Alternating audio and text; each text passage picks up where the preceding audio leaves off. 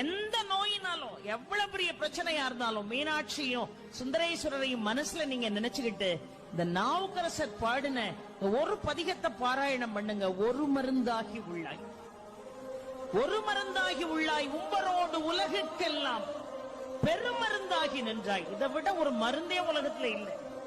ஒரு மருந்தாகி உள்ளாய், உம்பரோடு உலகுக்கெல்லாம் பெருமருந்தாகி நின்றாய், பேரமுதின் சுவையாய் கருமருந்தாகி உள்ளாய். அடுத்த வார்த்தை ரொம்ப அழகாக சொன்னார் பாருங்க.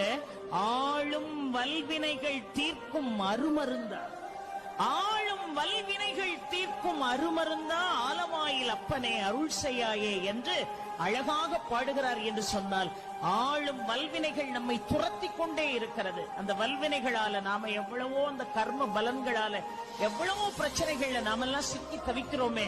அந்த ஆளும் வல்வினைகள் தீர்க்கக்கூடிய அருமருந்தாக விளங்க